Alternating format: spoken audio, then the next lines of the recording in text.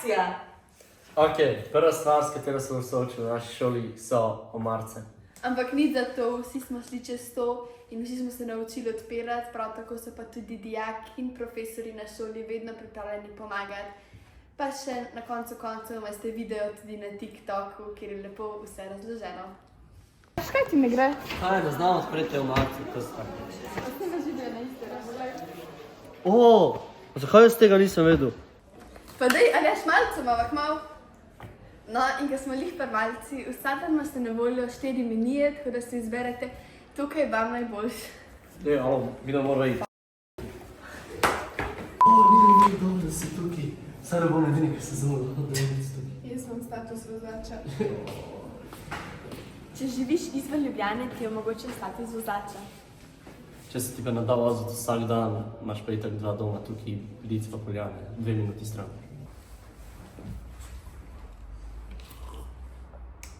Ok, zdaj zares.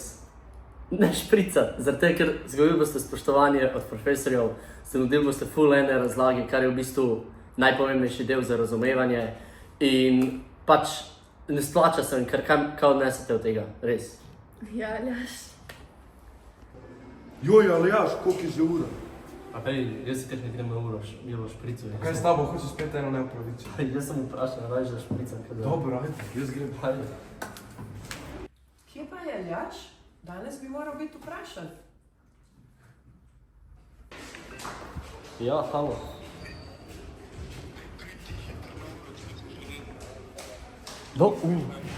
Dobro, ajde, pridem. Joj, profesor, ko bi vi vedel, ne, bus. Ohoj, Aljažek, moj zlati. Pridi sem, vprašan se. No, kaj je? Dej, dač, cel sistem si jih podela, sploh se ne moram več učiti, brez veze. Ti imaš svetovalne delavke, da reč pa lahko vprašaš v razredu, če kaj rabiš. Če se kadarkoli znajdete v kakršnikoli stiski, imamo na šoli ful fajn svetovalne delavke, ki so ti vedno pripravljene pomagati in bojo vedno tu zate. Drugač si pa med sabo itak skozi pomagamo, tako da se v vsakem primeru najde rešitev. Kaj ni navidel, če imaš klavosnovo 10 na nič, polo pa to 10 na minus 2. A ja, vse tu če si Ja, no, vse. je še več četrta. Veš, jaz sem ful manjko in nikoli ni mi namenjen in smo se pač, s profesorjem smo se sam zvenila, da bo skupaj šla čez snov, da ne govorim. Kaj pa te moči? Pa nič ne znam te fizike. Glej, boš prišel na govorene ure, vsaki teden jih imamo, vse porihtane. Dobro. Bo. Slišala še drugo zgodbo.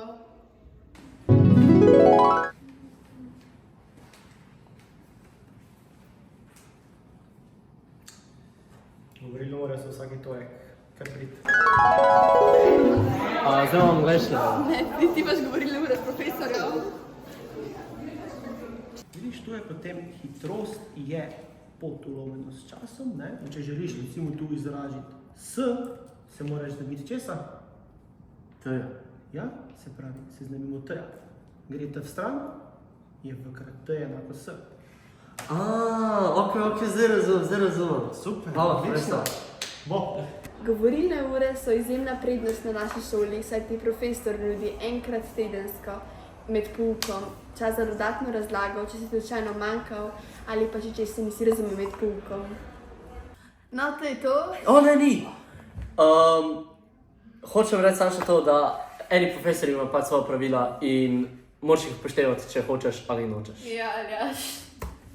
Sestava polisa. No, kot rečeno, Aljaš, a spet žečeš?